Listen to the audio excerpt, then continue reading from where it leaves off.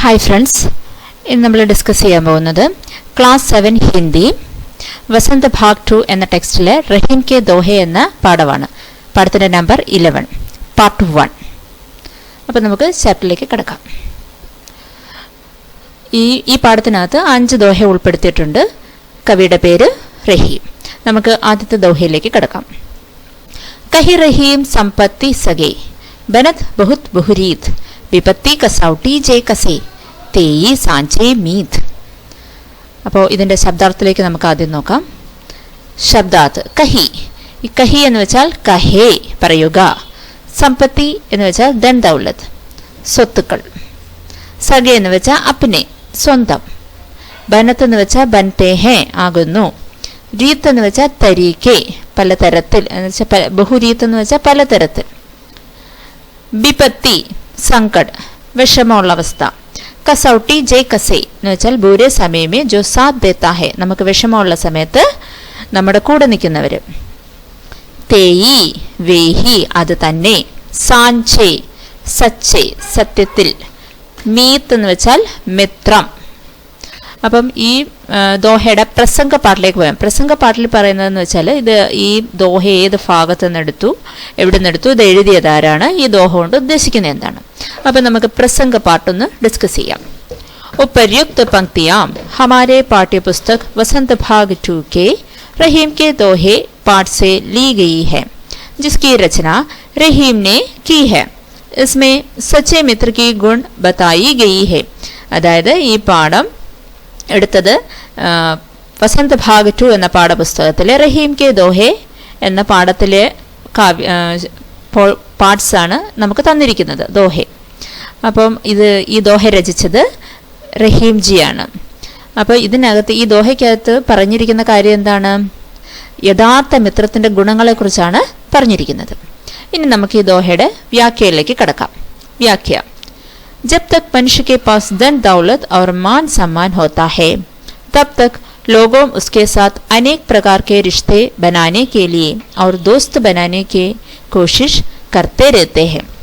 അതായത് എപ്പോഴൊക്കെ മനുഷ്യൻ്റെ കയ്യിൽ സ്വത്ത് സമ്പാദ്യങ്ങളെല്ലാം ഉണ്ടോ, മാൻ സമ്മാൻ അതായത് ഒരു സമൂഹത്തിലൊരു സ്ഥാനവും എല്ലാം ഉണ്ടോ, തബ് തക് അപ്പോൾ വരെ എന്താണ്, ലോകവും ചുറ്റുമുള്ള ആളുകൾ ആ വ്യക്തിയുടെ അടുത്ത് പലതരത്തിലും ബന്ധം സ്ഥാപിക്കാനും കൂട്ടുകൂടാനും എല്ലാം ശ്രമിച്ചുകൊണ്ടിരിക്കും. അവർ ലോക് സമ്പന്ന വ്യക്തിയോ കെ ഹിത് കെ അനുസാർ കാം കരേഗ. അപ്പം ചുറ്റുമുള്ളവർ ഈ സമ്പന്നരായ വ്യക്തികളുടെ ഹിതത്തിനനുസരിച്ച് ഇഷ്ടത്തിനനുസരിച്ചായിരിക്കും അവർ പ്രവർത്തിക്കുകയും ചെയ്യുന്നത്. ലേക്കിൻ പക്ഷേ ജോ ലോഗ് അപ്നെ ദുഃഖ് ദരിദ്രത और विपत्ति के समय हमारा साथ देता है वही सच्चे मित्र है. എന്നാൽ ഏതാളുകളാണോ നമ്മുടെ ദുഃഖത്തിൻ്റെയും ദാരിദ്ര്യത്തിൻ്റെയും നമ്മുടെ വിഷമാവസ്ഥയിലും നമ്മുടെ കൂടെ നിൽക്കുന്നത്, നമ്മളെ സപ്പോർട്ട് ചെയ്യുന്നത്, അവരാണ് യഥാർത്ഥ മിത്രങ്ങൾ. അപ്പോൾ ഈ ദോഹ ഒന്നുകൂടെ വായിക്കാം. കഹി റഹീം സമ്പത്തി സഗേ ബനത് ബഹുത് ബഹുരീത് വിപത്തി കസൗട്ടി ജെ കസേ തേയി സാഞ്ചേ മീത്. കഹി റഹീം സമ്പത്തി സഗേ. റഹീം പറയുന്നു, സമ്പത്തും മാനസമ്മാനവും എല്ലാം ഉള്ള കാലത്ത് ആളുകൾ സമ്പന്നരായ വ്യക്തികളുടെ അടുത്ത് പലതരത്തിലുള്ള ബന്ധം സ്ഥാപിക്കാനും ശ്രമിക്കും.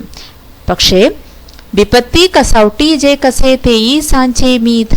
ആരാണോ വിഷമാവസ്ഥയിലും സപ്പോർട്ട് ചെയ്യുന്നത് അവരാണ് യഥാർത്ഥ മിത്രങ്ങൾ.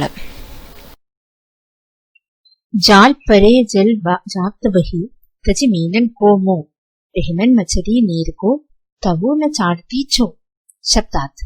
ജാൽ എന്ന് വെച്ചാൽ ട്രാപ്പ്, അതിവിടെ എഴുതിയിട്ടില്ല. പരേന്ന് വെച്ചാൽ പട്നെ പർ.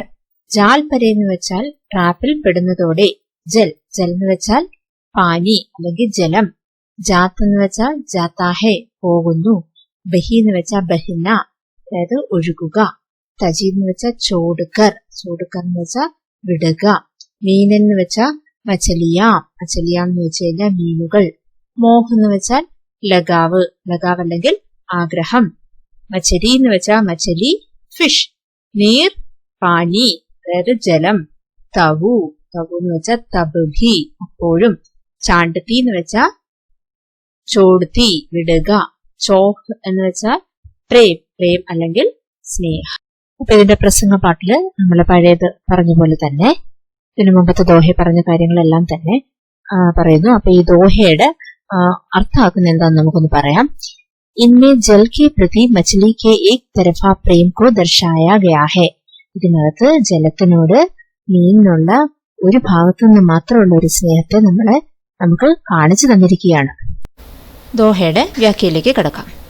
റഹീം कहते हैं कि जाल में मछली के फंसते ही पानी उसका मोह छोड़कर बह जाता है, लेकिन फिर भी पानी के प्रति अपने प्रेम को मछली त्याग नहीं पाती और यही प्रेम उसका प्राण ले लेता है. അതായത് റഹീം ജി പറയുന്നു, ഈ ട്രാപ്പിൽ മത്സ്യം അകപ്പെടുന്നതോടുകൂടി വെള്ളം മത്സ്യത്തിനോടുള്ള എല്ലാ മോഹങ്ങളും ഉപേക്ഷിച്ച് അതിൻ്റെതായ രീതിയിൽ ഒഴുകിപ്പോകുന്നു. പക്ഷേ ഈ വെള്ളത്തിനോടുള്ള സ്നേഹം ഉപേക്ഷിക്കാൻ മീൻ തയ്യാറാകുന്നില്ല. മീനിന് വെള്ളത്തെ പിരിഞ്ഞുള്ള ജീവിതം നടക്കത്തുമില്ല. ആ വെള്ളത്തെ പിരിയുന്നതോടുകൂടി മീൻ സ്വന്തം പ്രാണം തന്നെ ത്യജിക്കുന്നു. അപ്പോൾ ഇതിൽ നിന്ന് നമുക്ക് മനസ്സിലാക്കാനുള്ള കാര്യം എന്താണ്?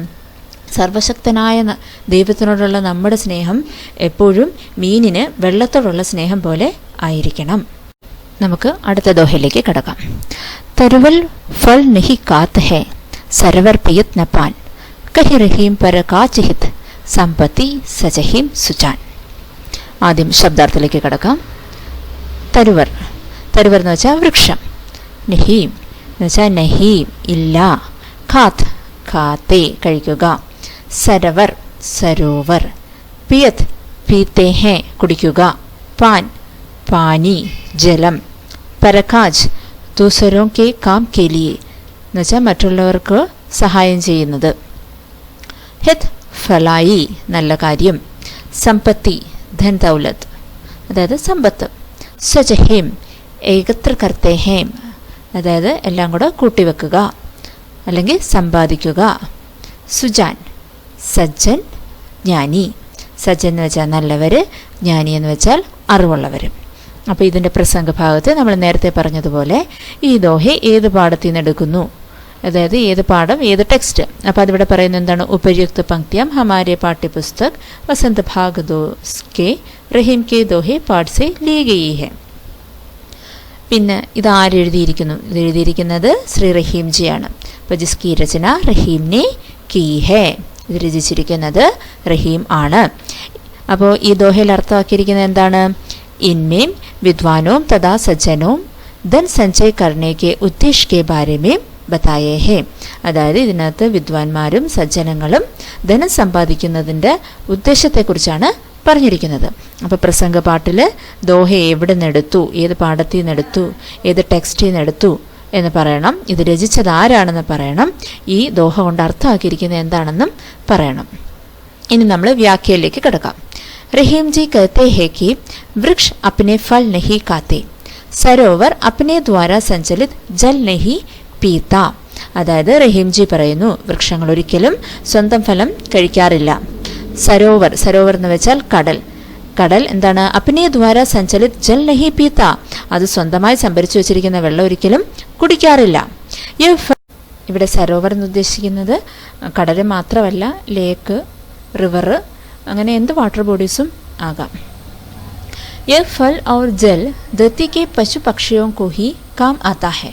അതായത് വൃക്ഷങ്ങളുടെ ഫലങ്ങളും ലേക്കിൻ്റെ വെള്ളവും എല്ലാം ആർക്കാണ് ഉപയോഗപ്പെടുന്നത്? നമ്മുടെ ഭൂമിയിലെ പശുപക്ഷികൾക്കാണ് ഉപയോഗപ്പെടുന്നത്. പശുപക്ഷിയം എന്ന് വെച്ചാൽ ഇവിടെ ഉദ്ദേശിക്കുന്നത് അനിമൽസ്, പ്ലാന്റ്സ്, മനുഷ്യർ, ഹ്യൂമൻ ബീയിങ്സ്, ഇവരെല്ലാവരെയാണ് ഉദ്ദേശിക്കുന്നത്. അപ്പം നമ്മളെല്ലാവരുമാണ് വൃക്ഷങ്ങളുടെ ഫലങ്ങളും ലേക്കിൻ്റെ അല്ലെങ്കിൽ ഏത് വാട്ടർ ബോഡീസിൻ്റെ ആയാലും വെള്ളമെല്ലാം ഉപയോഗിക്കുന്നത്. ഇസി തരह सज्जन और विद्वान लोग धन का संग्रह अपने लिए नहीं बल्कि दूसरों के भलाई के लिए करते हैं. ഇതേപോലെ സജ്ജനങ്ങളും വിദ്വാൻമാരും ധനം സമ്പാദിക്കുന്നത് സ്വന്തം ആവശ്യത്തിന് വേണ്ടിയല്ല, പകരം മറ്റുള്ളവരുടെ നന്മയ്ക്ക് വേണ്ടിയാണ്. നമുക്ക് അടുത്ത ദോഹ ഡിസ്കസ് ചെയ്യാം. തോത്തെ ബാദർ ഖ്വാർ കെ ജോ റഹീം കഹരാത്ത് ധനി പുരുഷ നിർധൻ ഭയേ കരേ പാഞ്ചിലി ബാത്ത്. എൻ്റെ ശബ്ദാർത്ഥം ആദ്യം നോക്കാം.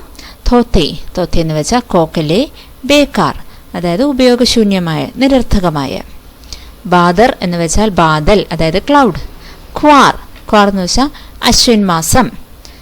ജിയോ ജൈസെ അങ്ങനെ. ഖഹറാത്ത് ഗരജത്തെ ഹേ അതായത് കൂട്ടുമുട്ടുള്ള ശബ്ദം ഉണ്ടാക്കുന്നതിനാണ് ഇവിടെ ഖഹറാത്ത് എന്ന് ഉദ്ദേശിക്കുന്നത്. നിർധൻ എന്ന് വെച്ചാൽ പൂവർ അല്ലെങ്കിൽ ഗരീബ്. ബയേ ഹോക്കർ. പാച്ചിലി പിച്ചലി കഴിഞ്ഞുപോയത്. ഇനി ഇതിൻ്റെ പ്രസംഗപാട്ട് നമ്മൾ നേരത്തെ ഡിസ്കസ് ചെയ്തത് ഓൾറെഡി അത് തന്നെ കണ്ടിന്യൂ ചെയ്യുന്നു. അതായത് വസന്ത ഭാഗ് 2 എന്ന ടെക്സ്റ്റിലെ റഹീം കെ ദോഹെ എന്ന പാഠത്തിൽ നിന്ന് എടുത്തിട്ടുള്ള ദോഹയുടെ പാർട്സാണിത്. ഈ ദോഹയിൽ ഉദ്ദേശിക്കുന്നത് എന്താണ്? ഇൻമേം നിർധൻ ഹോനെ കെ ഉപരാന്ത് ധനികോം കെ വ്യവഹാർ കെ കോക്കലേപ്പൻ കോ ദർശായ ഗയാ ഹെ. അതായത് ഈ പണ്ട് നല്ല സമ്പത്തൊക്കെ ഉള്ളവർ പിന്നീട് ദരിദ്രരായ ശേഷം പണ്ട് സമ്പത്തുണ്ടായിരുന്ന കാലത്തെക്കുറിച്ച് പറഞ്ഞുകൊണ്ടിരിക്കുന്നതും അല്ലെങ്കിൽ ആ രീതിയിൽ പെരുമാറുന്നതും നിരർത്ഥകമാണ് എന്നുള്ള കാര്യമാണ് നമ്മളെ ഈ ദോഹയിലൂടെ പറഞ്ഞ് മനസ്സിലാക്കിയിരിക്കുന്നത്. അപ്പം നമുക്ക് ദോഹയുടെ വ്യാഖ്യാപ്പാട്ടിലേക്ക് കടക്കാം. रहीम कहते हैं कि अश्विन माह के आकाश में छाने वाले बादलों की गरज कोकली होती है क्योंकि वे बरसात नहीं करते. അതായത് റഹീംജി പറയുന്നു, അശ്വിൻ മാസത്തിൽ ആകാശത്തിൽ ക്ലൗഡ്സ് ഉണ്ടാക്കുന്ന ശബ്ദം, അതായത് ക്ലൗഡ്സ് കൂട്ടിമുട്ടി ഉണ്ടാക്കുന്ന ശബ്ദം നിരർത്ഥകമാണ്. കാരണം അതൊരിക്കലും മഴയായി താഴേക്ക് പെയ്യില്ല. इसी प्रकार निर्धन लोगों द्वारा बीते हुए सुख के दिनों की बातें करना भी बेकार होता है क्योंकि आज के समय में उनकी कोई उपयोगिता नहीं है. അതേപോലെ തന്നെ ഒരു കാലത്ത് പണക്കാരായിരുന്നവർ പിന്നീട് പാവപ്പെട്ടവരായി. അതിനുശേഷം അവരവരുടെ കഴിഞ്ഞുപോയ സുഖദിനങ്ങളെക്കുറിച്ച് തന്നെ പറഞ്ഞുകൊണ്ടിരിക്കുന്നത് അർത്ഥമില്ലാത്തതാണ്. അപ്പം അതൊക്കെ അതുകൊണ്ട് അവർക്ക് ഈ കാലത്ത്, അതായത് ഇപ്പോഴത്തെ പ്രസൻറ്റ് കണ്ടീഷനിൽ അവർക്ക് അതുകൊണ്ട് ഒരു ഉപയോഗവും ഇല്ല. അപ്പം അതിനെക്കുറിച്ചാണ് ശ്രീ റഹീംജി ഈ ദോഹയിൽ പറയാൻ ഉദ്ദേശിക്കുന്നത്. അതായത് നമ്മുടെ കഴിഞ്ഞുപോയ സുഖദുഃഖങ്ങളെക്കുറിച്ച് നമ്മളിപ്പോൾ പൂറായിരിക്കുന്നൊരവസ്ഥയിൽ പറഞ്ഞിട്ട് കാര്യമൊന്നുമില്ല. ആ പറച്ചിൽ ഒരർത്ഥമില്ലാത്തതാണ്. അതായത് അശ്വിൻ മാസത്തിലെ മേഘങ്ങളെ പോലെ ധർത്തി കേസി രീത് ഹേ സീത് ഖാം ഔ മീഹ് ജൈസി പരേ സോ സഹി രഹേ ത്യോ രഹീം യഹ്ദി. ശബ്ദാർത്ഥ്: രീത് ടങ്, തരീക്ക നിയമം. അപ്പം അതിനൊക്കെയാണ് രീത് എന്ന് വെച്ചാൽ ഒരു നിയമം അല്ലെങ്കിൽ ഒരു രീതി, അതിനൊക്കെ പറയുന്നതാണ് രീത്. സീത് ഷീത് അല്ലെങ്കിൽ ടണ്ട് തണുപ്പ്. ഖാം എന്ന് വെച്ചാൽ ധൂപ് വെയില് ചൂട്. ഔ എന്ന് വെച്ചാൽ അവർ എന്ന് വെച്ചാൽ അറിയാലോ, നമ്മൾ സാധാരണ ഉപയോഗിക്കുന്ന അവർ തന്നെ. മേഹ് എന്ന് വെച്ചാൽ ബാദൽ ക്ലൗഡ്. സഹി സഹന സഹിക്കുക. ത്യോ എന്ന് വെച്ചാൽ വൈസേ അങ്ങനെ. ദേഹ് എന്ന് വെച്ചാൽ ശരീരം. ഇതിന്റെ പ്രസംഗപാട്ട് നമ്മൾ നേരത്തെ പറഞ്ഞത് തന്നെ കണ്ടിന്യൂഷൻ. അപ്പം ഈ ദോഹയിൽ ഉദ്ദേശിക്കുന്ന കാര്യമാണ് ഇവിടെ പറയുന്നത്. ഇന്നെ രഹീം മനുഷ്യ കോ പൃഥ്വി കെ സമാൻ സഹൻശീൽ ബന്നെ കെ ലിയെ പ്രേരിത് കർ രഹേ ഹേ. ഈ ദോഹയിലൂടെ കവി അർത്ഥമാക്കുന്ന എന്താണ്? മനുഷ്യരും ഭൂമിയെ പോലെ സഹനശീലരായിരിക്കണമെന്നാണ്. അപ്പൊ ഇതിന്റെ വ്യാഖ്യാപാട്ടിലേക്ക് കടക്കാം. रहीम कहते हैं कि धरती का नियम है कि वह सर्दी गर्मी बरसात हर प्रकार के मौसम को समान भाव से झेल लेती है. അതായത് റഹീംജി പറയുന്നു, ധർത്തിക്കയുടെ നിയമം എന്താണ്? ഇത് തണുപ്പായാലും ചൂടായാലും മഴയായാലും അങ്ങനെ ഏത് തരത്തിലുള്ള കാലാവസ്ഥയായാലും അതിനെയെല്ലാം ഒരേ ഭാവത്തോടുകൂടിയാണ് ഭൂമി അക്സെപ്റ്റ് ചെയ്യുന്നത്. അതേപോലെ തന്നെ ഹമാരെ ശരീർ മേ ബി വൈസി ഹി ക്ഷമത ഹോനി ചാഹിയേ कि हम जीवन में हर परिवर्तन को सहज रूप से स्वीकार कर सके. അതേപോലെ തന്നെ നമ്മുടെ ശരീരത്തിനും എന്ത് സാഹചര്യങ്ങളും നേരിടാനുള്ള ക്ഷമതയുണ്ടായിരിക്കണം. ജീവിതത്തിലെ എന്ത് പരിവർത്തനങ്ങളും അത് സഹിച്ച് അതിൻ്റെതായ രീതിയിൽ സ്വീകരിക്കാനുള്ള ഒരു ക്ഷമത നമുക്കെല്ലാവർക്കും ഉണ്ടായിരിക്കണം. നമ്മുടെ ശരീരത്തെ ആ രീതിയിൽ നമ്മൾ മെയിൻറ്റെയിൻ ചെയ്യണം.